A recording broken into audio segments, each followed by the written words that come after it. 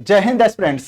जैसा कि UPSC mains paper चल रहा है और आज हम उसी पर ही डिस्कशन करेंगे, पेपर फर्स्ट और उसमें आए हुए ज्योग्राफी से रिलेटेड क्वेश्चन।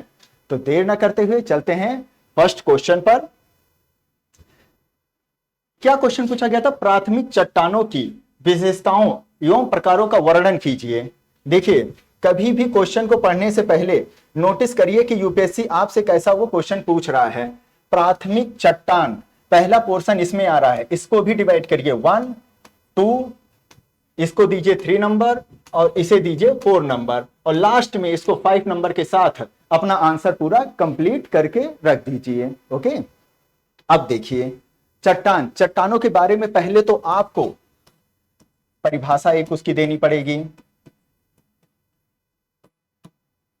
जैसे कि आप उसमें ये बोल सकते हैं कि चट्टान क्या है, कि वे पदार्थ, वे धात्विक अधात्विक पदार्थ जो हमारे भू परपटी पर पाए जाते हैं, फिर चाहे वो ग्रेनाइट की तरह कठोर हो या फिर सैंड सिल्ट क्ले की तरह वो मृद हो, तो उन्हें ही हम क्या कहेंगे? चट्टाने कहेंगे। और फिर इसमें आपको ज्यादा नहीं, ये कितने क्वेश्चन का पूछा गया है, कितने शब्दों का? 150 शब्दों का ही पूछा गया है। वर्डिंग का बिल्कुल ध्यान रखिएगा, 2 से 3 में ही पेज लाइन में ही आप उसकी पूरी परिभाषा दे दीजिएगा। अब देखिए, इसमें आप जिक्र कर दीजिएगा पहले तो चट्टान के बारे में क्या होता है, फिर उसका एक सिंपल सा कितने टाइप के होते हैं उसका जिक्र कर दीजिएगा। उसका पूरा व्याख्या करने की आपको जरूरत यहां पर नहीं है, उसमें लिख दीजिएगा आग्नेय चट्टाने, अवसादी चट्टाने और लास्ट वाला कायांतरित चट्टाने।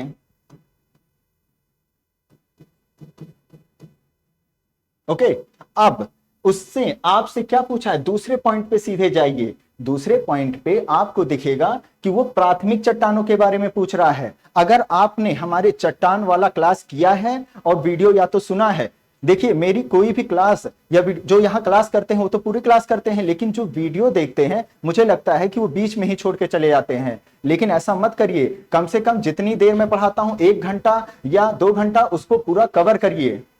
अब 2 घंटा भी मैं नहीं ले रहा हूं, मैं 1 घंटे में आ गया हूं ताकि आपका भी पूरा ध्यान कंसंट्रेट लगा रहे, बोर ना हो आप। तो उसमें आपको मैंने पूरा एज इट इज एज ऐसे ही क्वेश्चन आपसे पूछ लिया गया है, अगर आप उस मेरे वीडियो को सुन रहे होंगे। ओके, तो फिर क्या है, उसमें आप आग्नेय, अवसादी और कायांतरित चट्टानों के बारे में बताते हुए फिर आप प्राथमिक चट्टानों का जिक्र कर दीजिएगा, जिसमें आग्नेय चट्टानें ही क्या बोली जाती हैं? प्राथमिक चट्टानें बोली जाती हैं, या तो उनको जनक चट्टानों के रूप में जाना जाता है। अब इतना बताने के बाद उसकी विशेषताओं को बताना शुरू कर दीजिएगा। पैराग्राफ चेंज करिए और सीधे विशेषताओं पे आ जाइए। अब पहले तो इसमें थोड़ा सा पॉइंट ए भी आप बता दीजिएगा, जो अग्नेय चट्टानें होती हैं क्वार्टजाइट युग से लेकर के कैसे उसमें ज्वालामुखी प्रक्रिया के बाद मैग्मा जब शीतलीकरण हुआ या मैग्मा जब ऊपर लावा के रूप में निकला, उसमें जो शीतलीकरण हुआ उससे निर्मित हुई चट्टानें ही हमारी क्या कहलाई गई? आग्नेय चट्टानें कहलाई गई हैं। समझ गए आप? फिर उसके बाद सीधे आइए विशेषताओं पर आप चले आइएगा, और विशेषताओं में आप उसके जितनी भी क्वालिटी होती हैं, मैं यहां पर जस्ट एक खाका आपको बस बना देता हूं, कौन कौन से इसमें क्वालिटी आप लिख दीजिएगा। बाकी तो आपको पूरा डिटेल में ही लिखना पड़ेगा, लेकिन आप उसका एक फ्लो चार्ट बनाते हुए अगर समझाएंगे, मोस्ट इफेक्टिव लगेगा आपका आंसर, कि देखकर एग्जामिनर आपको नंबर देगा। तो इसमें पहले अग्नेय चट्टानों में क्या होता है? ये एक कठोर चट्टानें होती हैं। ओके, अगम्य चट्टानें होती हैं, कठोर चट्टानें होती हैं। इस पर भौतिक व रासायनिक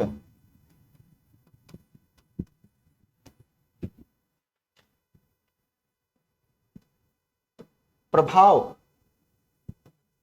कम पड़ता है। ओके, जो मौसमी घटनाएं या भौतिक और रासायनिक प्रभाव होता है वो अग्नेय चट्टानों पर कम दिखाई पड़ती हैं। तीसरा उसकी विशेषताओं में लिखिएगा, इसमें जीवाश्म नहीं पाया जाता है। जीवाश्म नहीं पाया जाता है इसमें। फिर उसके बाद, क्योंकि जीवाश्म क्यों नहीं पाया जाता है ये आपको मेरे वीडियो में देखने को मिल जाएगा। यहां पर मैं जस्ट आपको एक खाका बना के बता रहा हूं कैसे एक इफेक्टिव आंसर आप लिखेंगे और अच्छे नंबर लेकर आएंगे। ओके, फिर ये परतों में आपको देखने को नहीं मिलेंगी। क्यों? क्योंकि ये ना तो जल के अंदर तैयार हो रही हैं, ना तो ये टूट के अवसादों के जरिए तैयार हो रही हैं, तो ये परतों के रूप में आपको बिल्कुल नहीं दिखाई पड़ेंगी। ये आपको जो अवसादी चट्टानें हैं उसमें दिखाई पड़ रही होती हैं, तो परतें आप इसमें बिल्कुल भी नहीं देखेंगे। ओके, इनका इसमें धात्विक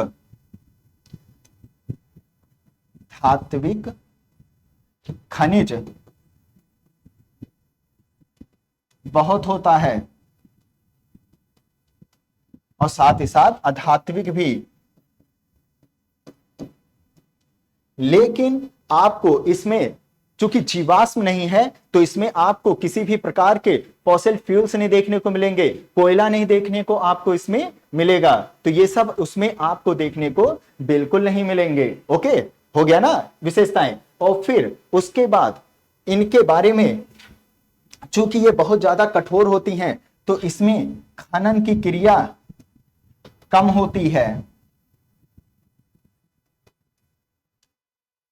इसमें आपको ज्यादा से ज्यादा लौह अयस्क देखने को मिलेंगे, साथ ही साथ चांदी हो गया, बॉक्साइट हो गया, मैग्नीज हो गया, ये सब चीजें इसमें आपको देखने को मिल रहे होंगे। ओके, और इसमें खनन का काम कम होता है चूंकि ये इससे रिलेटेड है, कठोर चट्टाने हैं तो खनन तो उसमें आपको देखने को तो बिल्कुल भी नहीं मिलेगा।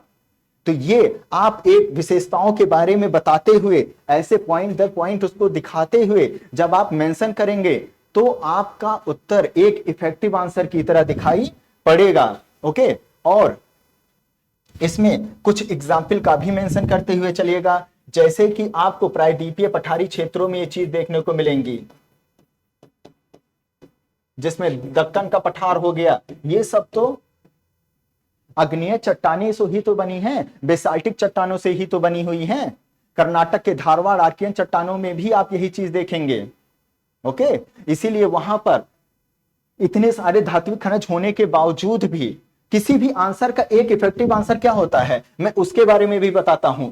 जस्ट अगर आप एग्जाम हॉल में बैठे हैं, आपके दिमाग में नया क्वेश्चन आ जाए तो आप घबराने की जरूरत नहीं है। जस्ट थोड़ा सा कंसंट्रेट करिए। ज्योग्राफी के बारे में पूछ रहा है तो उसमें पूछेगा या तो क्या और कैसे, ये तुरंत ध्यान में लाइएगा। फिर सीधे भौगोलिक की तरफ जाइएगा, भौगोलिक परिस्थितियां उसकी कैसी हैं। फिर उसमें आप जलवायु घटनाओं को देखिएगा। फिर उसमें आप श्रमिकों की कंडीशन को देखते हुए आर्थिक कंडीशन को देखिएगा। इस प्रकार एक इफेक्टिव आंसर बनकर किसी भी क्वेश्चन का देखेंगे तो एक इफेक्टिव आंसर निकल के आता है। सामाजिक, आर्थिक, राजनीतिक पहलू ये सब और भी उसके इफेक्टिव बना रहे होते हैं, जैसा कि आपसे क्वेश्चन पूछा जाए।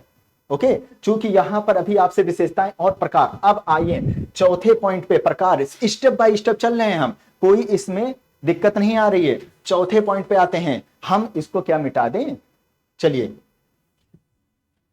इसको मैं यहां से इरेज कर देता हूं। अब हमारी बारी है प्रकार के बारे में जानने की।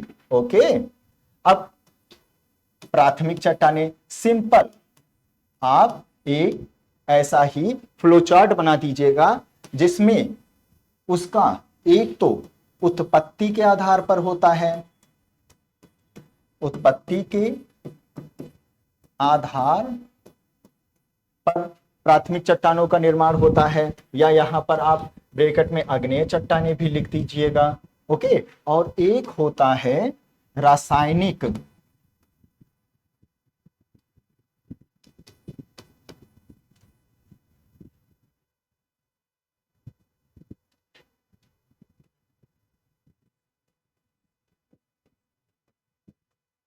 विशेषताओं के आधार पर। किसी भी चट्टान में आप क्या देखेंगे, जस्ट दिमाग में आना चाहिए उसकी उत्पत्ति कब हुई है और उसमें क्या क्या चीजें हैं। चट्टान के बारे में तो यही सोचेंगे, उसमें जनसंख्या, सामाजिक राजनीतिक पहलू तो आप डालेंगे नहीं, सांस्कृतिक पहलू तो डालेंगे नहीं। तो एक चट्टान का ऐसा सिंपल एक फ्लो चार्ट बनाइए, उसके उत्पत्ति के बारे में फिर यहां पर मेंशन कर दीजिए। उत्पत्ति में आप वहां पर लिखिए ऐसे फ्लो चार्ट में, जिसमें आप जिक्र करेंगे कि वो किस प्रकार के उसमें निर्माण हो रहा होता है। एक होता है आंतरिक, इसका मैंने पूरा 1 घंटे का क्लास लिया था, उसमें पूरा ये समझा दिया था। देखिए वहीं से डायरेक्ट ये क्वेश्चन पूछा गया है। मेरी क्लास वो आप ऐसे ही मत समझिएगा कि सर ने ऐसे ही पढ़ाया होगा, पता नहीं फंसे कि ना फंसे। फंसेगा, 100% फंसेगा, 99.99 की बात मैं नहीं कर रहा हूं। और पूरा एक इफेक्टिव आंसर मैं आपको बताऊंगा। आंतरिक आग्नेय चट्टाने, और इसका दूसरा बाह्य आग्नेय चट्टाने। ओके, ये मेंशन करिएगा। उसके बाद आंतरिक के भी दो, मैं यहां पर आपको यहां पर लिख देता हूं, शायद आपको ना दिख रहा हो वहां पे। ओके, ये मैं यहां लिख देता हूं, दिख रहा है ना यहां पे। अब देखिए आंतरिक जो आग्नेय चट्टानें होती है, इसमें आप देखेंगे 2 तरीके की इसमें होती हैं। एक होता है जो धरती के नीचे बन रहा होता है आंतरिक। पहले तो इतना बताइए, इसके बारे में बताइए, आंतरिक आग्नेय चट्टानें क्या होती हैं।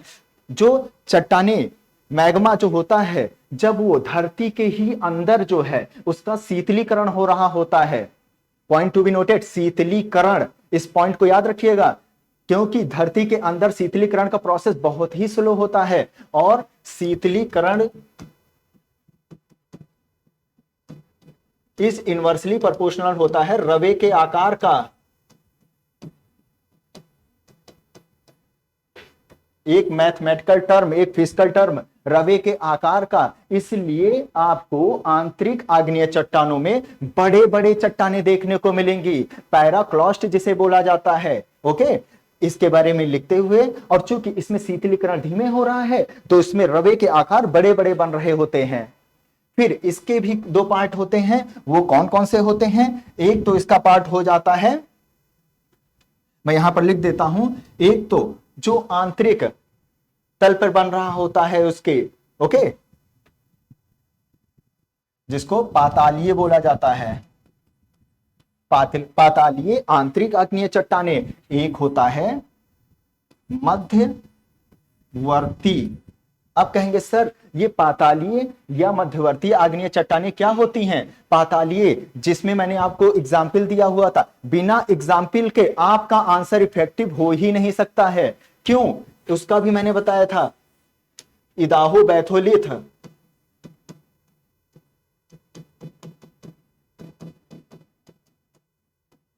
जो कि आपको यूएसए में मिलेगा, अमेरिका में मिलेगा। ये बहुत बड़ा पाताल में, पाताल मतलब कि आपको धरती के अंदर ये मैग्मा जमकर तैयार हुआ है ये। अब इसका जो कटान फटान के बाद अब ये देखने को मिल रहा है।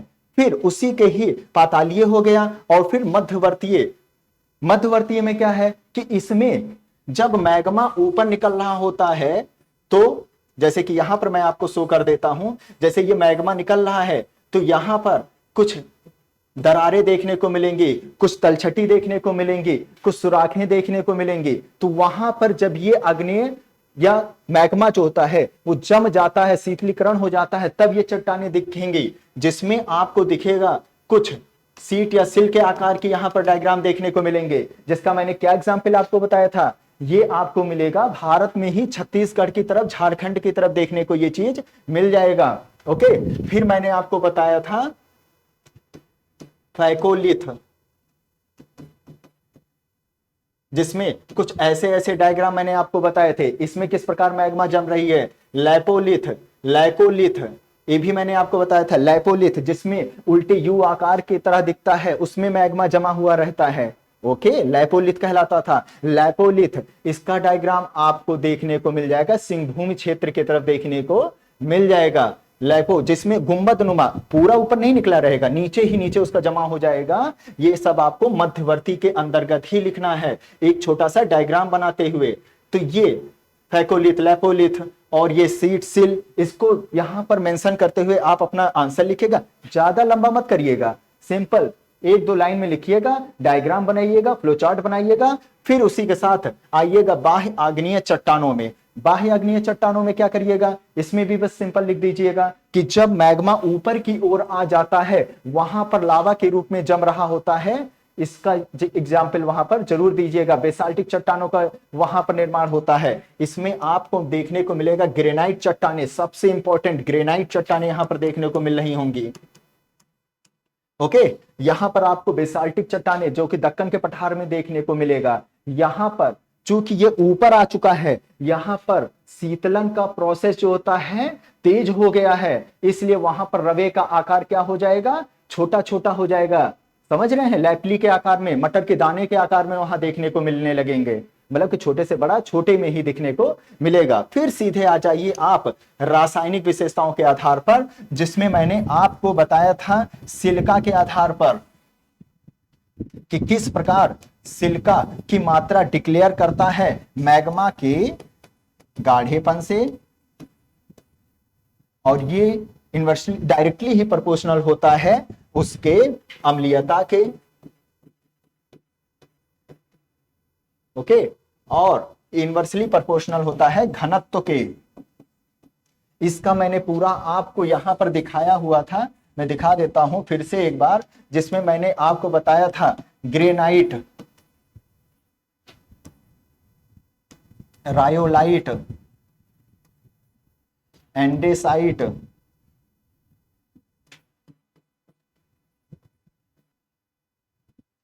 डायोराइट। ओके,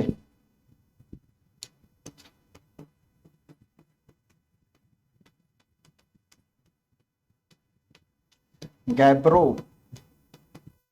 बिशाल्ट, ये सब मैंने आपको बताया था, जिसमें आप नीचे की ओर जब जाएंगे तो सिलिका की मात्रा कम होती हुई चली जाएगी। यहां कहां आपको 77% सिलिका मिल रहा था, यहां पर आपको 45% ही मिल रहा है, कम होती जा रही हैं। अम्लीयता अब क्षारीयता में बदलती हुई चली जा रही है, नीचे जैसे जा रही है। पूरा इसका डायग्राम दिखाया था। ये वाला जो होता है ये आपको आंतरिक अग्नेय चट्टानों के एग्जाम्पल थे, और ये वाला जो होता था बाह्य अग्नेय चट्टानों का एग्जाम्पल होता था। इस प्रकार इसको मेंशन करते हुए हो सके एक छोटा सा डायग्राम बना दीजिएगा कि ऐसे भारत का, और यहां पर बेसाल्टिक चट्टानों के बारे में बता दीजिएगा, और अपना उत्तर निष्कर्ष के साथ खत्म कर दीजिएगा। ये पूरा एक व्यवस्थित आंसर बनकर तैयार हो जाएगा। थोड़ा लंबा हो गया, लेकिन इसको 150 शब्दों में ही आपको मेंशन कर देना है।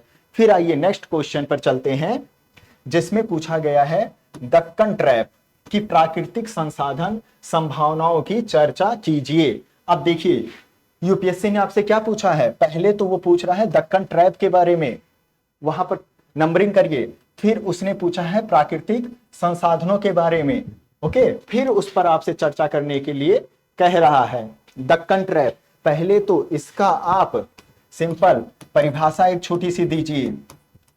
इंट्रोडक्शन के बिना तो कोई आंसर शुरू ही नहीं हो सकता है।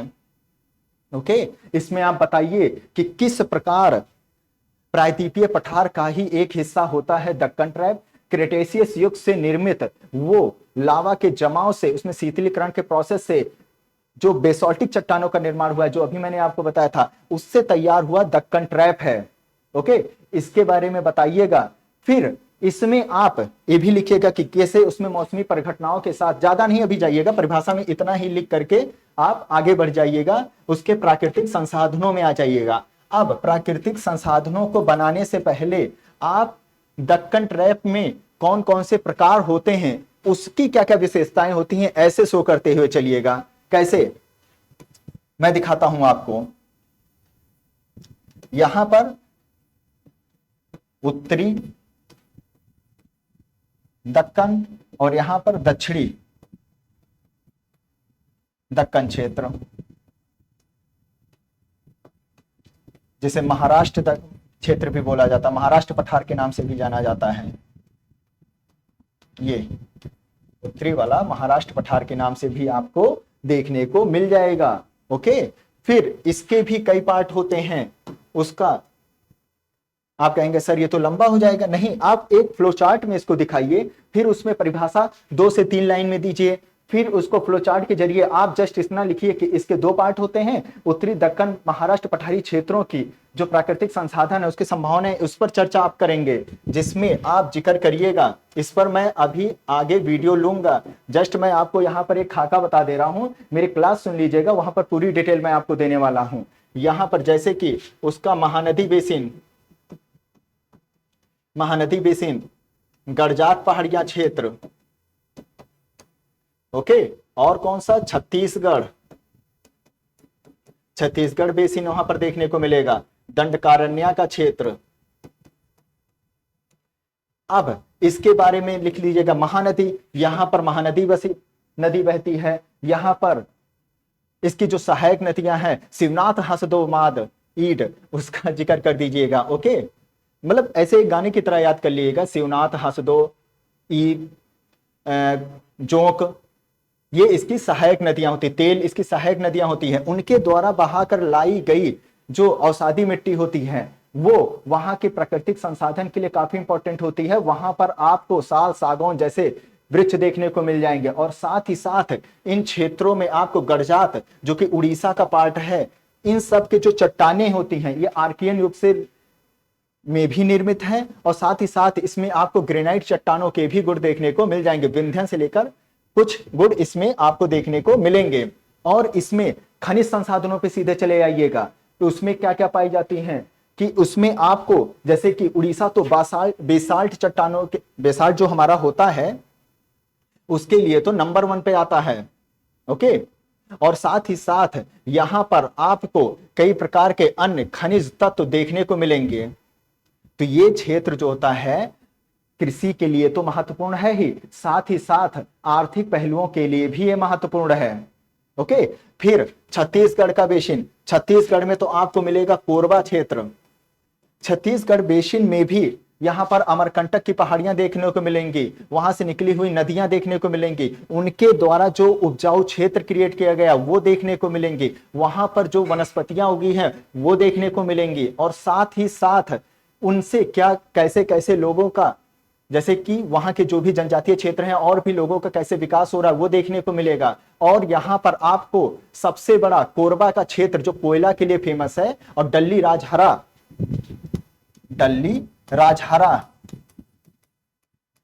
जो कि देखने को मिलेगा यहां पर, लौह अयस्क, और ये सब प्रोवाइड करवाए जाते हैं भिलाई कारखाने को, इसका जिक्र यहां पर करिएगा। ओके, फिर दंडकारण्य का क्षेत्र आपको देखने को मिलेगा, जो कि आपको थोड़ा सा छत्तीसगढ़, आंध्र प्रदेश का थोड़ा सा हिस्सा और उड़ीसा का हिस्सा लिए हुए दंडकारण्य का क्षेत्र है। यहां पर भी आपको गोंडवाना लैंड से संबंधित कुछ चट्टानें देखने को मिलेंगी, जैसा कि अगर आप हमारी वीडियो में देखेंगे मैंने आपको चट्टानों के साथ साथ आर्कियन युग, गोंडवाना युग, इन सब युग में कैसे कैसे चट्टानों का निर्माण हुआ, किसमें जीवाश्म है किसमें नहीं है, उसका पूरा विवरण दिया है। उसका बस 1 से 2 लाइन में यहां पर जिक्र करते हुए आपका आंसर 150 शब्दों से आगे नहीं जाना चाहिए। ओके, फिर वहां के प्राकृतिक ये संसाधन का जिक्र करते हुए सीधे दक्षिण के दक्कन क्षेत्र में आइएगा, जिसमें आपको देखने को मिलेगा, यहां मैं ऊपर बना देता हूं ताकि पीछे वाले बच्चों को भी दिख जाए, यहां पर दक्षिण दक्कन का क्षेत्र, इसमें आप जिक्र करिएगा कर्नाटक का क्षेत्र, और साथ ही साथ आप यहां पर क्या मिलेगा, तेलंगाना का क्षेत्र। ओके, कोई मुश्किल नहीं है, कर्नाटक का क्षेत्र के बारे में बता दीजिएगा, वहां मल्नाड जैसी आकृति पाई जाती है, मल्नाड के बारे में बताऊंगा, इसको दिमाग में रखे रहिएगा, मल्नाड की जैसी आकृति पाई जाती है, और साथ ही साथ वहां के जैसे कि बेल्लारी क्षेत्र हो गया, और वहां पर कुद्रेमुख क्षेत्र हो गया, ये सब लौह अयस्क से बहुत ही महत्वपूर्ण है। लेकिन चूंकि वहां पर अग्नेय चट्टाने हैं, वहां पर बेसाल्टिक कठोर चट्टाने हैं, तो वहां पर खनन का कार्य नहीं हो पाया था, क्योंकि कोयला नहीं वहां पर था। ओके, कोयला नहीं था, तो फिर धीरे धीरे डेवलप हुआ, सरकार ने वहां पर जल विद्युत हाइड्रो पावर वहां पर स्थापित करवाया, फिर धीरे धीरे विकास हुआ और खनन का कार्य स्टार्ट हुआ। फिर कर्नाटक में लौह अयस्क तो यहां पर आपको भर भर के मिलेगा, अग्नेय चट्टाने इंटरलिंक है ये सब चीजें। तेलंगाना का पठार, जिसमें आपको रायलसीमा के ऊपर तेलंगाना का पठार देखने को मिलेगा, कृष्णा और तुंगभद्रा नदियों का समावेश। ओके, वहां पर भी आपको उष्णकटिबंधीय प्रकार के जलवायु क्षेत्र देखने को मिलेंगे, पतझड़ और सागौन टाइप के वहां पर आपको वृक्ष देखने को मिलेंगे। ओके, तो इसकी प्राकृतिक संसाधनों के बताते हुए वहां पर क्या पाया जाता है, उनका आर्थिक महत्व को बताते हुए आप अपने सीधे आंसर की ओर आगे बढ़िएगा और एक छोटा सा ये फ्लो चार्ट जरूर बनाइएगा। फ्लो चार्ट से क्या होता है कि तुरंत निगाहें पड़ती हैं उस चीज पे, और एक एग्जाम्पल इसमें, जैसे कि यही सब एग्जाम्पल देते हुए जरूर चलिएगा। फिर सीधे आप एक डायग्राम बनाइएगा और उसमें आप ऐसे दिखा जरूर दीजिएगा कि ये यहां पर पाया जाता है पूरा कर्नाटक का पठार, आंध्र प्रदेश तेलंगाना का पठार, कर्नाटक का पठार यहां पर आपको महाराष्ट्र का पठार, फिर ये कई भागों में ये डिवाइड हुआ है। तो इस प्रकार एक डायग्राम बनाते हुए आप अपने उत्तर को निष्कर्ष के साथ खत्म करिएगा, तो एक परफेक्ट आंसर बन के निकलेगा दक्कन ट्रैप की प्राकृतिक संसाधन संभावनाओं की चर्चा पर। ओके, चलते हैं नेक्स्ट क्वेश्चन पर। समुद्री धाराओं को प्रभावित करने वाली शक्तियां कौन सी हैं? ये मैं जब आपको ओशनोलॉजी पढ़ाऊंगा उसमें मैं पूरा डिटेल में इसको समझाने वाला हूं। अभी तो बस एक कैसे इसका ओवरव्यू है वो बस आप जान लीजिए। सिंपल, चलिए यूपीएससी ने यहां पर क्या पूछ लिया है आपसे, पहले तो धाराओं पर एक लाइन मारिए 1, फिर समुद्री धाराओं पर 2, फिर प्रभावित करने वाली शक्तियां, ये क्या चीज है प्रभावित करने वाली शक्तियां, इस पर मारिए पूरा 3, फिर इनको बताते हुए अपना धाराएं, जैसे समुद्री धाराओं पर क्या, इस पर भी आप पहले तो एक उसकी परिभाषा का इंट्रोडक्शन का जिक्र करिएगा, जिसमें आप मेंशन करिएगा कि जब कोई धाराएं जो होती हैं, जब समुद्री कोई लंबी दूरी तक के लिए कोई समुद्री प्रवाह होता है, उसकी एक राशि का प्रवाह हो रहा होता है, तो वही तो धाराएं कहलाती हैं। फिर समुद्र में होती हैं तो समुद्री धाराएं कहलाई जाती हैं। तो उसका जिक्र करते हुए उसमें आप देखिए क्या पूछ रहा है, प्रभावित करने वाली शक्तियां। अब यहां पर पैराग्राफ चेंज करते हुए उसकी प्रभावित करने वाली शक्तियों के बारे में उसके बॉडी स्ट्रक्चर में लिखिएगा। ओके, जिसमें आप जिक्र कर दीजिएगा कौन कौन सी चीजें उस पर इफेक्ट डाल रही होती हैं। एक तो जो होता है महासागरीय जो प्रवाह होता है, जो वहां की विशेषताएं हो रही होती हैं। फिर एक होता है हमारा जो घूर्णन बल हो रहा है, पृथ्वी तो हमारी घूम रही है ना, उसका इफेक्ट बन रहा है, क्योंकि इससे जनरेट होता है कोरियोलिस बल। आप कहेंगे सर ये क्या, इसका एक फार्मूला होता है, मैं बताऊंगा, CH=2V sin थीटा, और मैं आगे चल के बताऊंगा आपको ये क्या होता है, क्या ये गति प्रोवाइड कर रहा है या दिशा प्रोवाइड कर रहा है। ये चीज उसकी पूरे जो घुमाव होता है, जैसे कि आप धाराएं जानते हैं, धाराएं जो होती हैं 0 डिग्री के ऊपर उत्तरी गोलार्ध में ये क्लॉकवाइज डायरेक्शन में घूम रही होती हैं, और वहीं पर नीचे आ जाएंगे तो ये धाराएं चेंज हो जाती हैं, एंटी क्लॉकवाइज के रूप में ये घूमना शुरू हो जाती हैं। ओके, और इस घूर्णन की वजह से हमारी पृथ्वी कैसे घूम रही है, ये हमारी वेस्ट टू ईस्ट की तरफ घूम रही है, लेकिन यही धाराएं जो आपको देखने को मिलेंगी ये उल्टा घूम रही हैं, और इन्हीं के बीच में एक पतली रेखा के रूप में एक धारा गुजर रही होती है, उसका यहां पर जिक्र करते हुए आप घूर्णन के बारे में बताइएगा। फिर इसमें और किस चीज का इफेक्ट पड़ेगा, मोस्ट इंपॉर्टेंट जो चीज है, एक तो घनत्व, तापमान, और साथ साथ हिमगलन, लवणता, सैलिनिटी जिसे कहा जाता है, इसका यहां पर इफेक्ट पड़ता है। इसको सिंपल मैं आपको वहां पर बताऊंगा बहुत अच्छे से, आप कभी भूल ही नहीं पाएंगे टेम्परेचर का कैसे संबंध, हिमगलन, सैलिनिटी और यहां पर डेंसिटी से उन सब का कैसे कनेक्शन है। टेम्परेचर जो होता है ये डायरेक्ट यहां पर लिख देता हूं, temperature is inversely proportional to the होता है डेंसिटी के, यानी कि टेम्परेचर बढ़ा डेंसिटी हुआ कम, और डेंसिटी हुआ कम तो जल स्तर जो होता है उस पर क्या इफेक्ट पड़ेगा, वो हो जाएगा ज्यादा। तो ये सब इफेक्ट वहां पर देखने को आपको मिलेंगे। हिमगलन जब, क्योंकि अगर टेम्परेचर का ही केवल इफेक्ट पड़ रहा होगा तो सारी की सारी धाराएं तो ऊपर की ओर भागेंगी, ऐसे उत्तरी गोलार्ध में ऐसे ऊपर ही भागेंगी, क्योंकि यहां से वो जल स्तर यहां तो बढ़ गया, यहां कम दिखेगा, लेकिन धाराएं ऐसे भी तो आ रही हैं, पूरा घूम रही हैं। वहां पर आपका हिमगलन वर्क कर रहा होता है, हिमगलन बढ़ा, डेंसिटी उसकी कम हुई, जल स्तर उसका फिर बढ़ना शुरू हो गया। और सैलिनिटी जो होता है ये डेंसिटी के डायरेक्टली प्रोपोर्शनल होता है। लवणता, जब इसके बारे में मैं आपको बताऊंगा, इसका पूरा एक थ्योरम टाइप का चलता है, बहुत अच्छे से इसको समझाऊंगा, वहां पर इसका जिक्र करते हुए आप इस आंसर को, शक्तियां यही सब उसको जो है प्रभावित कर रही होती हैं। फिर सीधे चले जाइए नेक्स्ट पे, उसके नीचे वाले पोर्शन पे। देखिए मैंने आपको इतना बता ही दिया है, समुद्री धाराओं को प्रभावित करने वाली शक्तियां। अब चूंकि आपसे 250 शब्दों का पूछा गया, छोटे में तो आप निपटाएंगे नहीं उसको, अच्छे से आंसर लिखिएगा सर, जिसमें आप बताएंगे विश्व के मत्स्य उपयोग उद्योग में। अब देखिए यहां पर यूपीएससी आपसे क्या पूछ रहा है, जस्ट नंबरिंग पे है सारा खेल, नंबरिंग आप दे दीजिए, आपका आंसर एक इफेक्टिव आंसर के रूप में लिखिएगा। यहां पर पहला पॉइंट तो दे दीजिएगा मत्स्य उद्योग के बारे में, और उसमें भी मत्स्य के बारे में, ओके।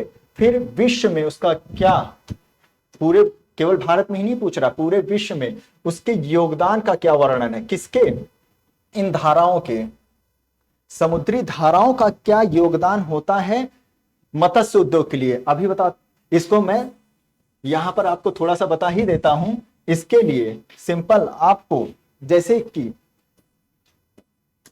इसका तो पहले एक मैं, आप मत्स्य उद्योग के लिए कैसी कैसी दशाएं उसके लिए जरूरी होती हैं। एक मछली के लिए शांत, कि वहां पर किसी भी प्रकार की कोई ज्यादा लहरें नहीं आ रही हों, वो दशाएं उनको अच्छी लगती हैं। शांत जलधारा उनको अच्छी लग रही होती हैं, थोड़ी सी ठंडी जलधारा अच्छी लग रही होती हैं, औसत टेम्परेचर बना रहे, वो उनके लिए इफेक्टिव होता है। तो ऐसी जगहों पर आपको मत्स्य बहुत ही ज्यादा देखने को मिल जाएंगी, ओके। अब यहां पर आप डायग्राम बना लीजिएगा, मैं तो सीधे आपको यहां पर सीधे दिखा ही देता हूं ताकि थोड़ा सा यहां पर टाइम बच जाए, बिना डायग्राम बनाए आपको। अब जैसे कि इसमें आपको पहला पॉइंट कैसे कि जलधाराओं की वजह से, जलधाराओं की वजह से क्या इफेक्ट पड़ता है। तो देखिए एक ऐसा मैप का खाका बनाइएगा, क्योंकि आपको वहां पर मैप तो बिल्कुल नहीं दिया जाएगा। मैं दूसरा कलर यहां पर इस्तेमाल करता हूं और डार्क कर देता हूं। यहां पर एक गल्फ स्ट्रीम आती हुई दिखाई पड़ेगी आपको, ओके। ये होती है गर्म, और दूसरी तरफ से आती हुई दिखाई पड़ेंगी यहां पर लेब्राडोर, यहां से आपको लेब्राडोर जलधारा आती हुई दिखाई पड़ेगी, जो कि होती है ठंडी। यहां पर न्यू फाउंडलैंड के पास ये होती हैं जलधाराओं की वजह से मत्स्य उद्योग कैसे पनप सकता है, क्योंकि ऐसी जगहों पर जहां पर एक ठंडी जलधारा और एक गर्म जलधारा आ करके मिल रही होती है। देखिए यहां पर कैसे गल्फ स्ट्रीम जलधारा यहां से और यहां से ठंडी जलधारा आ करके यहां पर आपको एक जगह देखने को मिलेगा, न्यू फाउंडलैंड सबसे बेस्ट प्लेस है मछलियों के लिए ये। वहां पर थोड़ा सा ऊपर चले जाइएगा, यहां पर ग्रैंड बैंक देखने को मिलेगा, जहां पर ये दशाएं मछलियों के लिए बहुत ही अच्छी होती हैं, क्योंकि यहां पर आपको प्लैंकटन,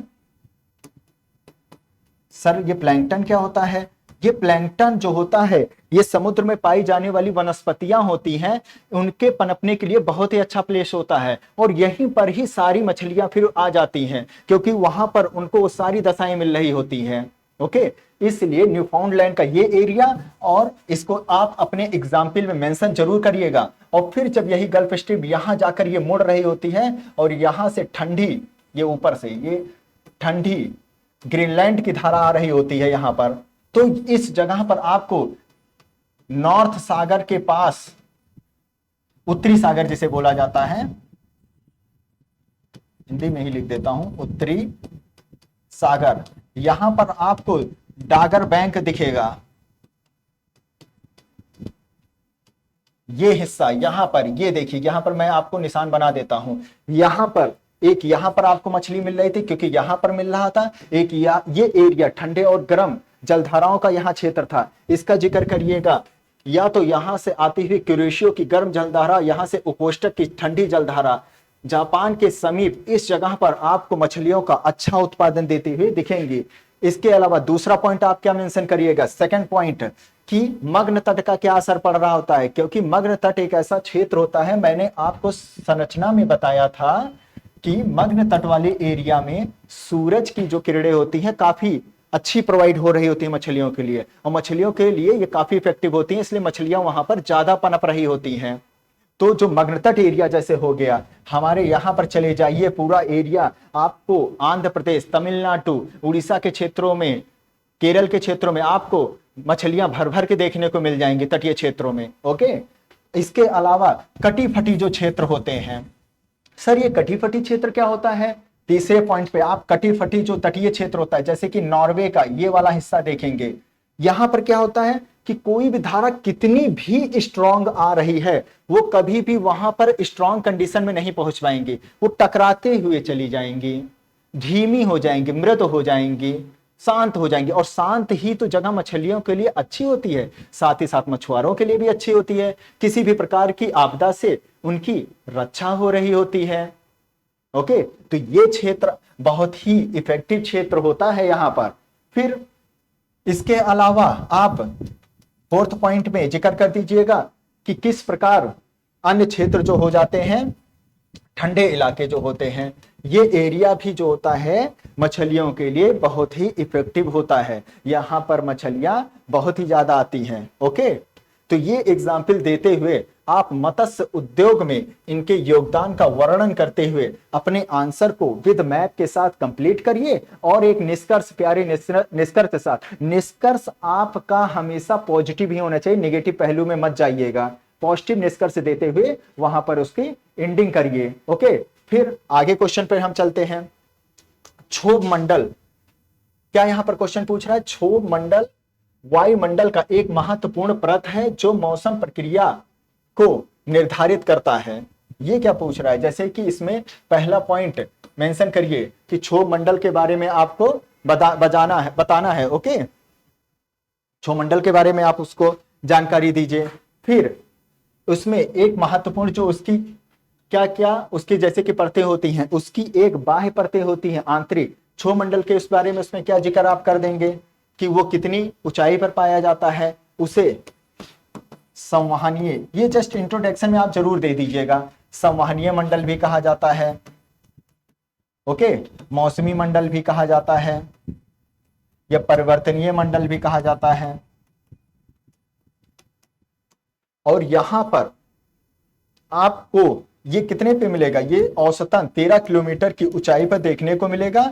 वहीं पर ध्रुवों की ओर ये आपको 8 किलोमीटर की ऊंचाई पर मिलेगा, और वहीं पर इक्वेटर की तरफ ये आपको 18 किलोमीटर की ऊंचाई पर मिलेगा। सर 18 किलोमीटर ऊंचाई पर क्यों मिलेगा, क्योंकि 18 किलोमीटर जो 0 डिग्री है वहां पर टेम्परेचर हाई होता है, हवाओं की जो दशाएं होती हैं संवहन क्रिया के द्वारा वो गर्म हवाओं को ऊपर की ओर ले जाता है, जिसके कारण वहां पर क्षोभ मंडल की जो ऊंचाई होती है काफी मोटी और बड़ी हो जाती है, ज्यादा हो जाती है उस जगह पर। इसीलिए आपको इक्वेटर पर मोटी परत की देखने को मिलेगी, वहीं पर आप चले जाइएगा ध्रुवों की ओर तो वहां पर मतलब कि कम ही डिस्टेंस पे, 8 ही किलोमीटर के डिस्टेंस पे देखने को मिल जाएगी। ओके, अब ऐसे कुछ, ये 0 डिग्री, ये 90 डिग्री। ओके, यहां पर आपको 8 किलोमीटर पे मिलेगा, यहां पर 18 किलोमीटर पे देखने को मिलेगा। और यहां पर जो ह्यूमिडिटी, औसतन जो ह्यूमिडिटी देखने को मिलती है वो आपको 99%, 95 to 99% तक का आपको ह्यूमिडिटी यहां पर देखने को मिल जाएगी। ओके, और टेम्परेचर तो यहां पर आपको माइनस से लेकर के प्लस तक देखने को मिल जाएगा। तो ये सब दशाएं आप जिक्र करते हुए उस अपने आंसर को आगे बढ़ाइएगा। और यहां पर जो परतें होती हैं, 2 तरह का होता है ये, एक तो ऊपरी परत होती है और एक निचली परत होती है। और जैसे जैसे ऊपर हम बढ़ेंगे इसमें, हर 165 मीटर की ऊंचाई पर 1 डिग्री सेल्सियस टेम्परेचर क्या होता है, डाउन होता हुआ चला जाएगा। ओके, ये चीज इफेक्टिव होती है। क्यों होता है ऐसा? क्योंकि यहां पर आपको धूल के कण कम मिलेंगे, वायु का घनत्व कम मिलेगा, जो कि वायुमंडल के लिए जरूरी होता है टेम्परेचर को एब्जॉर्ब कर सके। ऐसी चीजें आपको वहां पर कम दिख रही होंगी। तो ये चीज आपको ऊपरी मंडल में देखने को मिलेगा। फिर निचली हिस्से में क्या होगा? इसे घर्षण मंडल भी कहा जाता है। घर्षण मंडल क्यों? क्योंकि यहां पर जो एक तो हवाएं यहां पर होती हैं, 75% तक की तो हवाएं जो होती हैं ये हमारे निचले सतह पर ही आपको देखने को मिल जाएगा। हल्की जो होती हैं गैसेस वो ऊपर देखने को मिल जाएंगी, जो 75% गैसेस होती हैं वो निचली सतह पर देखने को मिल जाएंगी। तो यहां पर ज्यादा घनत्व देखने को, ज्यादा वहां पर सघनता देखने को मिलेगी, जिसकी वजह से उसमें घर्षण की स्थिति देखने को मिलेगी। एक तो सरफेस से उनका अटैचमेंट रहता है, वो भी घर्षण को क्रिएट कर रहा होता है। तो ये सारी दशाएं आपको मेंशन करना है क्षोभ मंडल के अंदर। फिर उसमें मौसमी प्रक्रियाएं, क्षोभ मंडल के अंदर ही आपको सभी मौसमी प्रघटनाएं देखने को मिलेंगी। कभी भी इसका एक सिंपल सा ऐसे डायग्राम बना दीजिएगा, क्षोभ मंडल यहां लिख दीजिएगा, ज्यादा ऊपर मत जाइएगा, और यहां समताप मंडल जिक्र कर दीजिएगा, और ये ऊपर एक डायग्राम बना दीजिएगा जिसमें टेम्परेचर गिरता हुआ चला जा रहा है। ओके, फिर यहां से तो बढ़ता हुआ चला जाएगा, आपको केवल क्षोभ मंडल तक ही दिखाना है वहां पे। सर इतना तो हो गया, आपने उसको क्षोभ मंडल की परिभाषा हो गई, उसकी बॉडी स्ट्रक्चर में ये लिखते हुए आप लिखिएगा। फिर मौसम प्रक्रियाएं कि उस पर मौसमी इफेक्ट क्या पड़ रहे होते हैं, क्योंकि ये इसमें आपको आर्द्रता ग्राही नाभिक देखने को मिलेंगे। जब मैं वर्षण चैप्टर पढ़ाऊंगा तब इसके बारे में मैं आपको बताऊंगा। संवहनीय वहां पर धाराएं देखने को मिलेंगी, जिसकी वजह से बरसात हो रहा होता है। सभी मौसम परिघटनाएं देखने को वहां पर मिल रही होंगी, छोटे छोटे कण वायुमंडल में देखने को मिल रहे होंगे। ये सब इफेक्ट करता है मौसम परिघटनाओं से। वहां पर ही क्षोभ मंडल में ही जेट स्ट्रीम जैसी धाराएं चल रही होती हैं, जो कि बहुत ही ज्यादा तेज होती हैं। और द्वितीय विश्व युद्ध में उसी का ही, जेट स्ट्रीम का ही इस्तेमाल करके बमबारी की जाती थी, क्योंकि उतना ज्यादा वो स्पीड होता था कि वो जहाजों के लिए काफी इफेक्टिव साबित हो जाता था। ओके, तो इसको मेंशन करते हुए ये मौसमी प्रघटनाओं के लिए काफी इंपॉर्टेंट होती है। जितने भी जीव जंतु होते हैं क्षोभ मंडल के ही निचली परत में पाए जाते हैं। फिर इसी के साथ आप अपना ए डायग्राम बनाते हुए और एक प्यारा सा निष्कर्ष वहां पर पॉजिटिव निष्कर्ष देते हुए आप अपने आंसर को कंप्लीट करिएगा। ये हो गया आपका क्षोभ मंडल के बारे में। अब नेक्स्ट क्वेश्चन क्या है? भारतीय मौसम विज्ञान विभाग द्वारा चक्रवात प्रमाण क्षेत्रों के लिए मौसम संबंधी चेतावनियों के लिए निर्धारित रंग संकेत के अर्थ की चर्चा कीजिए। अब देखिए, इसमें आपसे पूछा जा रहा है, एक तो चक्रवात के बारे में उसने आपसे पूछ लिया, फर्स्ट पॉइंट यहां पर दे दीजिए यूपीएससी वालों ने। फिर उसके बाद भारतीय मौसम विज्ञान विभाग के बारे में यहां पर एक पॉइंट रख दिया है उसने। फिर उनके द्वारा निर्धारित रंगों के बारे में यहां पर पूछा जा रहा है। फिर आप उसकी पूरी चर्चा कर दीजिए। तो यहां पर पहले तो आप चक्रवात के बारे में एक ज्यादा नहीं, क्योंकि 250 वर्ड का है, तो यहां पर आप उसका छोटा सा एक इंट्रोडक्शन पहले तो देते हुए चलिएगा चक्रवात के बारे में, कि ऐसी वो हवाएं जो कि परिवर्तनशील होती हैं और जिनके केंद्र बिंदु जो होता है लो प्रेशर जनरेट हो रहा होता है और बाहर तरफ जो होता है हाई प्रेशर जनरेट हो रहा होता है, तो इनकी वजह से जो जनरेट होता है वो चक्रवात कहलाती हैं। ओके, चक्रवात का चैप्टर मैं आपको क्लाइमेटोलॉजी में पढ़ाऊंगा, बहुत ही इफेक्टिव तरीके से पढ़ाऊंगा कि आपको कभी भी जिंदगी में भूलेंगे ही नहीं। ओके, और चक्रवात पे क्यों क्वेश्चन बन गया, क्यों इस पर आ रहा है क्वेश्चन? क्योंकि एक तो चक्रवात आ ही रहे हैं, और दूसरा मैं अभी बताता हूं उसको भी, हिमालय में, हिमाचल प्रदेश में ये केवल चक्रवात के लिए ही नहीं रंग संकेत दिए जाते हैं। हिमाचल प्रदेश में बाढ़ आ गई थी, मतलब कि वहां पर इतनी ज्यादा बरसात हुई और साथ ही साथ हिमपात इतना ज्यादा हुआ कि भारतीय मौसम विज्ञान विभाग ने जो है वहां पर, अभी जो मैं कलर कोडिंग बताऊंगा उसमें येलो कलर कोड वहां पर शो कर दिया। अब उसी पर ही हम अभी आ रहे हैं।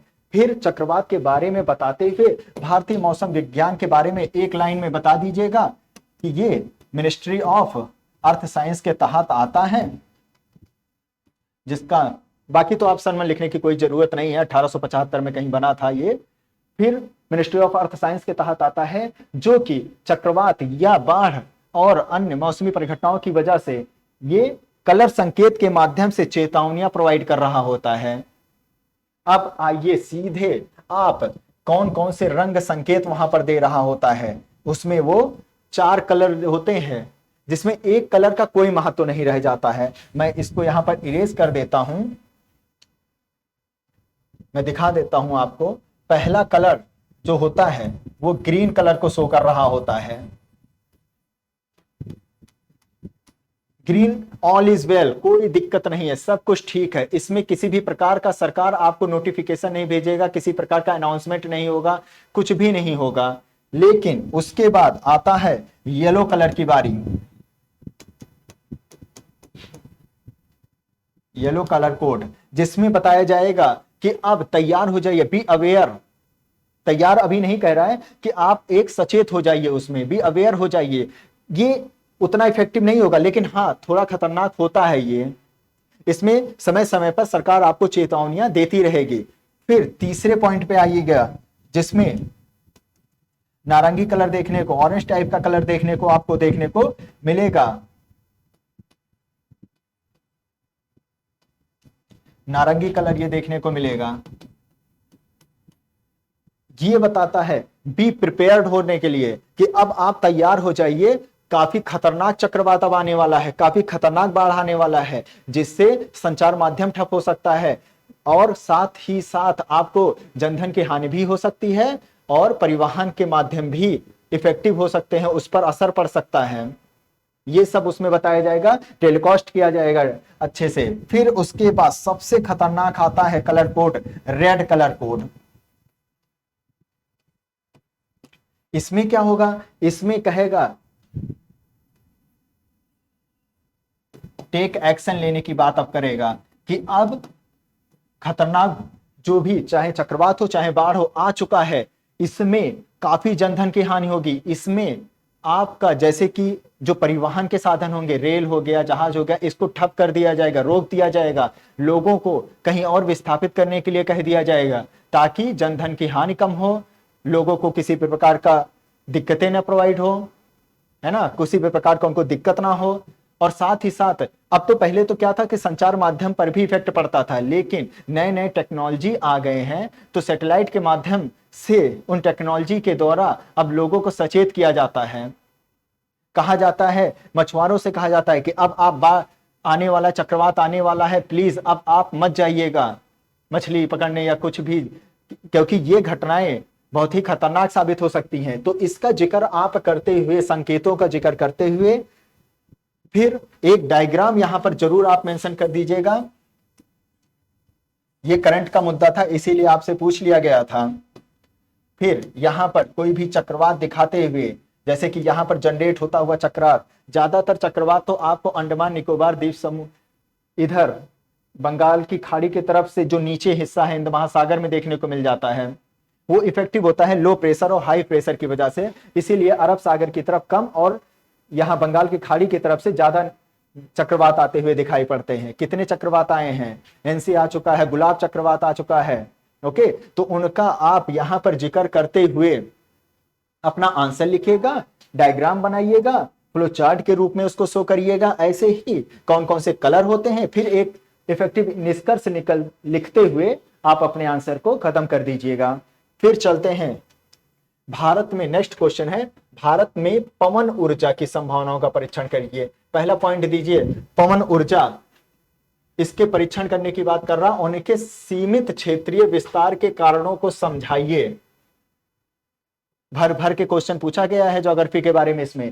पहले तो आप पवन ऊर्जा के बारे में बताइएगा कि ये किस प्रकार नवीकरणीय ऊर्जा का ही एक पार्ट है।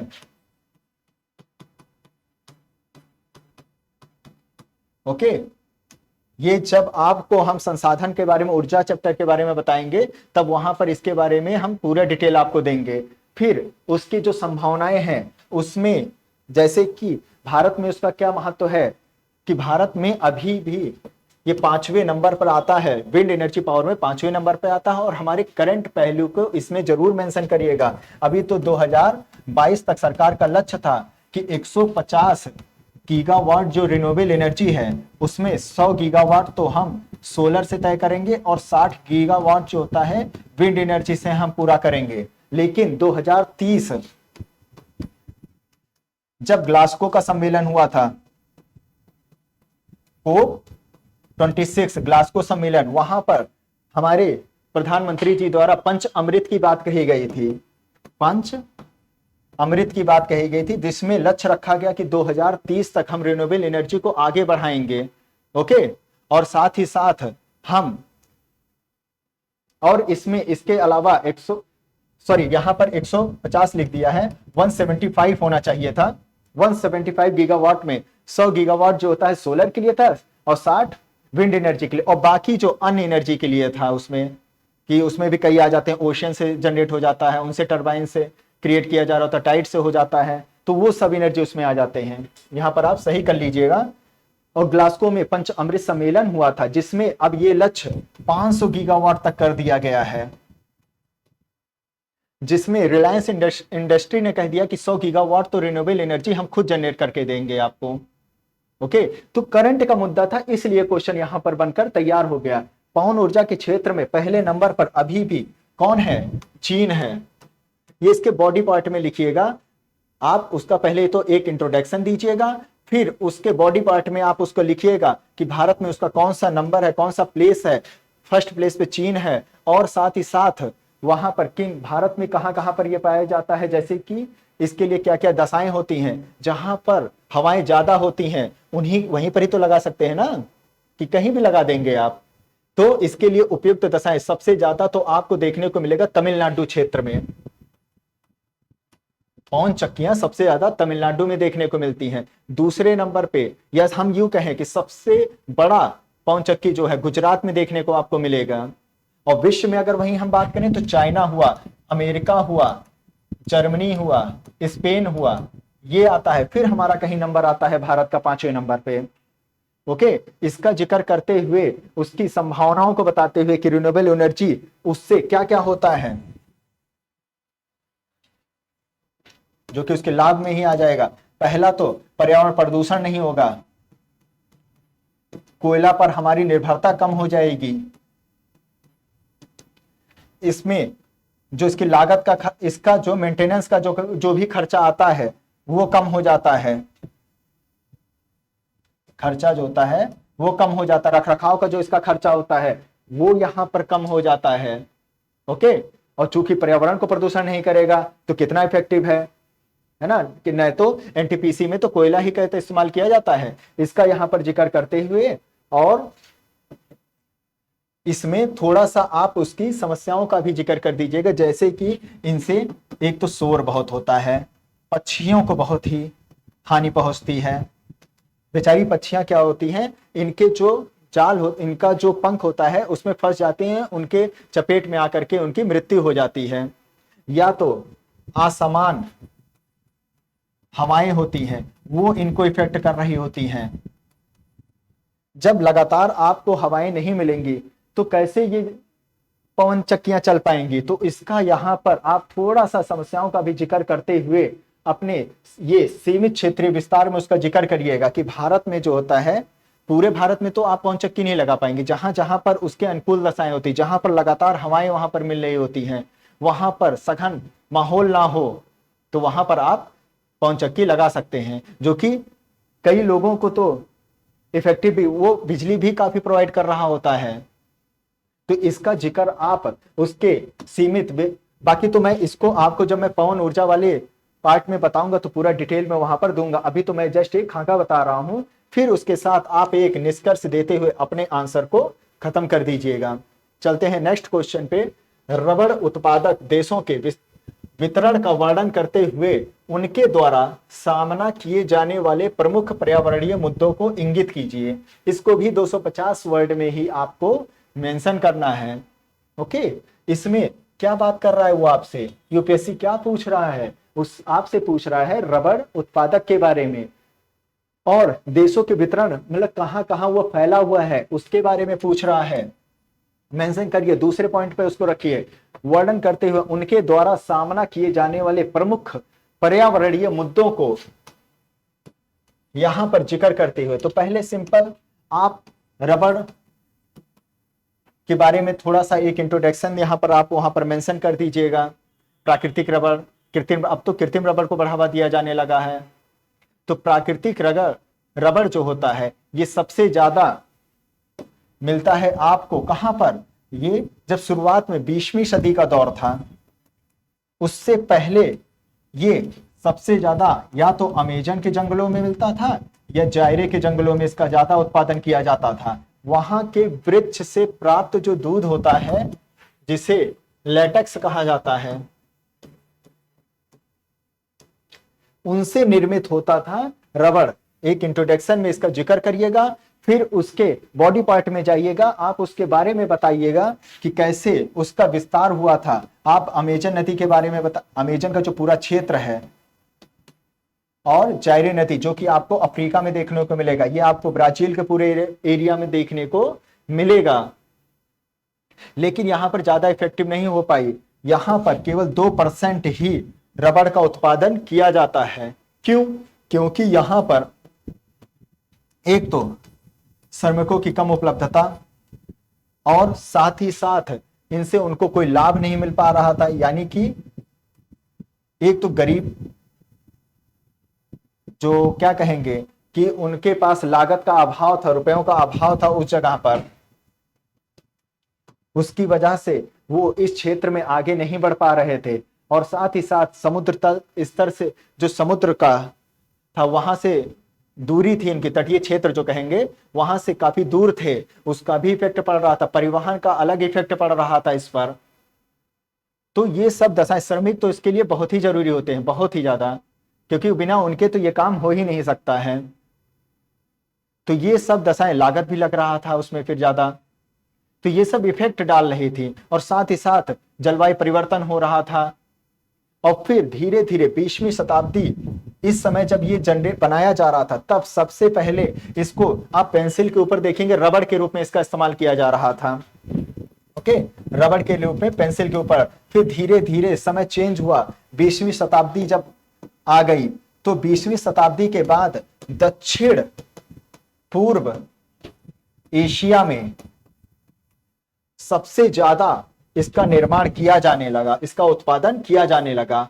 वहां पर एक तो इसके लिए उपयुक्त दशाएं थी, क्या कि इसके लिए 100 से 150 सेंटीमीटर बरसात की जरूरत एक तो होती है, 25 से 30 डिग्री सेल्सियस टेम्परेचर की इसमें जरूरत पड़ रही होती है, और यहां पर लगातार श्रमिकों की उपयोगिता की जरूरत होती है। और इसके लिए लेटराइट मिट्टी हो गया, काली मिट्टी हो गया, जलोढ़क मिट्टी, तो ये सब मिट्टियां इसके लिए होना काफी उपयुक्त होती हैं। ओके, तो यहां सब वो सारी उपयुक्त दशाएं मिल रही थी जिसमें था थाईलैंड, इंडोनेशिया,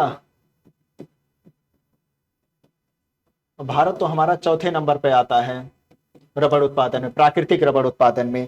फिर धीरे धीरे इनका विकास हुआ। इनका सबसे ज्यादा इस्तेमाल तो विकसित देश कर रहे थे, अमेरिका कर रहा था, जर्मनी कर रहे थे, ये सब कर रहे थे। ओके, बहुत जगह पर इसका इस्तेमाल होते हुए आपको कल कारखानों में देखने को मिल जाएगा।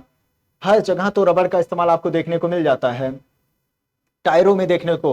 फिर उसके बाद पहले तो उसको जो है साइकिल के टायरों में इसका इस्तेमाल होना शुरू हो गया था, तो उसको बढ़ावा मिलने लगा। फिर समय के साथ साथ इसमें चेंजेस आना शुरू हो गया। जो इसमें श्रमिक लगे थे या जो आदमी इसमें लगे थे, जो व्यापारी लगे थे, उनको लाभ कम होना शुरू हो गया। क्या है कि इनकी खपत तो ज्यादा थी लेकिन इनका जो मार्केट वैल्यू था वो कम कर दिया गया, उसका इफेक्ट पड़ रहा था। थाईलैंड में, इंडोनेशिया में तो जलवायु इफेक्ट डालने लगा, सूखा की वजह से वहां पर ये सारी चीजें सूखने लगी। फिर आया पॉम ऑयल, वो इफेक्ट डाला इस पूरे क्षेत्र को, रबड़ के क्षेत्र को। पॉम ऑयल में उनको ज्यादा लाभ मिलना शुरू हो गया, उसकी तरफ किसान बढ़ना शुरू हो गए, श्रमिक उसकी तरफ ज्यादा जाना शुरू हो गए।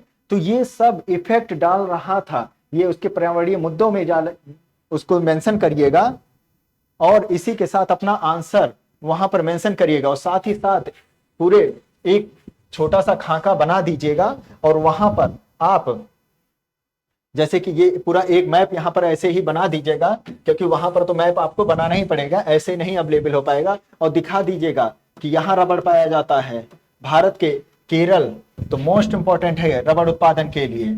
ओके, और यहाँ पर ब्राजील का एरिया, चाइरे का एरिया, और यहाँ पर अमेजन का ये एरिया पूरा जो होता है इक्वेटर के अगल बगल का क्षेत्र, ये रबड़ उत्पादन के लिए ज्यादा इंपॉर्टेंट माने जाते हैं और यहीं से ही निर्यात किए जाते थे विकसित देशों की तरफ, जिसमें यूएसए और ये सब देश हो गए, यूरोपियन देश हो गए। फिर धीरे धीरे इसमें चेंजेस आना शुरू हो गया, लेकिन अगर रबड़ का उत्पादन कम कर दिया गया तो इसका बहुत ज्यादा इफेक्ट देखने को मिलेगा। ओके, तो इसी के साथ एक क्वेश्चन और मैं आपको बता देता हूं, शायद अगर कुछ छूटा ना हो। हाँ, एक क्वेश्चन और आया था, वो क्वेश्चन था कि अंतरराष्ट्रीय व्यापार में जल संधि के बारे में उसने आपसे पूछा था। अंतरराष्ट्रीय व्यापार में जल संधि व स्थल संधि, इसका मैं बस अभी ऐसे ही बता दे रहा हूं, बाकी जब मैप वाला चैप्टर आपको बताऊंगा तो वहां पर आप समझ जाएंगे। इसको उल्लेख कीजिए, मतलब इसमें आपसे उसने जल संधि और स्थल संधि के बारे में पूछा है। जल संधि जैसे कि यहां पर आपको हार्मुज जल संधि हमेशा खबरों में रहा है, इसीलिए तो क्वेश्चन ये बनकर तैयार हो गया। हार्मुज जल संधि मुद्दों, यहां से कई प्रकार के व्यापारिक संबंध क्रिएट होते हैं और साथ ही साथ आपको देखने को मिलेगा जब आप जापान की तरफ, दिखा देता हूं,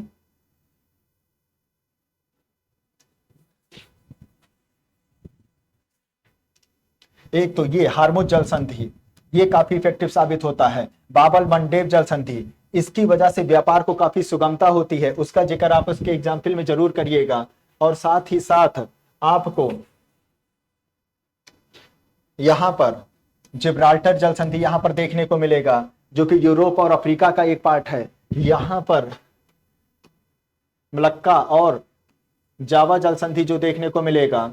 ओके, तो ये सब 6 जो जल संधियां हैं काफी इफेक्टिव साबित हुई हैं। और वहीं स्थल खंड में यहां पर आपको पनामा स्थल खंड देखने को मिलेगा। जल संधियां, उसके बारे में पहले आप एक जिक्र कर दीजिएगा, जल संधियां क्या होती हैं। जैसे कि जल संधियां जब 2 समुद्र पार्ट जो होते हैं जहां पर मिल रहे होते हैं और स्थल खंड को अलग कर रहे होते हैं तो वो जल संधि कहलाई जाती है। ओके, और स्थल खंड में कि क्या होता है कि वो 2 समुद्री जो होते हैं, जो समुद्री स्थलाकृति होती है उनको अलग कर रहे होते हैं। जैसे कि यहाँ पर पनामा का एक पतला स्थलखंड देखने को मिलेगा, ये कैरेबियन सागर को पूरे प्रशांत महासागर से अलग कर रहा होता है। ओके, ये हो गया। और साथ ही साथ आपको पनामा के साथ यहां पर एक देखने को मिलेगा, स्वेज स्थलखंड देखने को मिलेगा, जो कि यहां पर आप देखेंगे स्पेन से लेकर के, सॉरी स्पेन नहीं, यहां पर आपको इजिप्ट और ऊपर का ये हिस्सा देखने को इजिप्ट का ही पार्ट सिनाई पेनिनसुला देखने को वहां पर मिलेगा। वो भी मैं आपको जिक्र करूंगा कि उसको कैसे जोड़े हुआ है। और फारस यहां पर लाल सागर एक तरफ देखने को मिलेगा, एजोब की खाड़ी देखने को मिलेगी, और इधर पूरा फैला हुआ है भूमध्य सागरीय क्षेत्र, उनको कैसे वो अलग किया हुआ है। तो ये सब का क्या क्या महत्व है उसका वहां पर आप पूरा विवरण जरूर करिएगा और एक ऐसे ही मैप के साथ वहां पर उसका जिक्र करिएगा और निष्कर्ष के साथ अपने आंसर को खत्म कर दीजिएगा। तो ये था ज्योग्राफी के कुछ क्वेश्चन जो कि मेंस पेपर में आए हुए थे। आशा करता हूं आपको समझ में आ गया होगा। जय हिंद, जय भारत।